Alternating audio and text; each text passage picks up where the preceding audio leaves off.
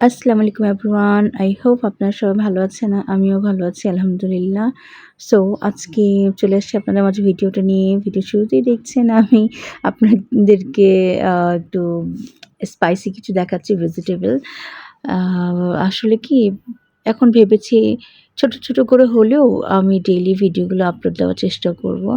Gap দিলে আসলে অনেকদিন গ্যাপ হয়ে যায়, অনেকগুলো ভিডিও জমে যায়।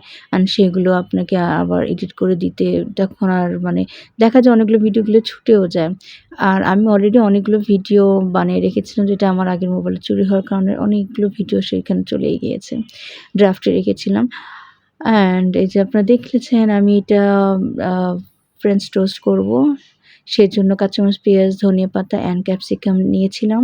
তার সাথে আমি ম্যাগির ২ টা প্যাকেট দিয়েছিলাম ম্যাগি মসলার অ্যান্ড একটু চিলি ফ্লেক্স দিয়েছি, সামান্য একটু লবণ দিয়েছি।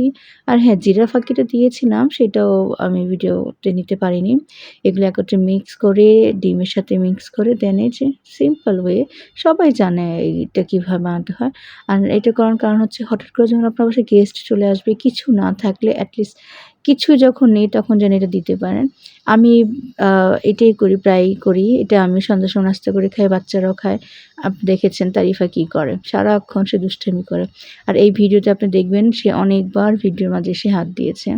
কারণ সে অনেক দুষ্টামি করছিল সেদিন।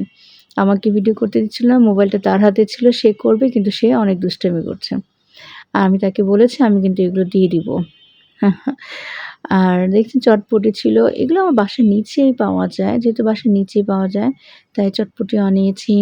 একটু পুরি, পেঁয়াজু, বেগুনি এগুলো সন্ধ্যার সময় খেতে ভালোই লাগে।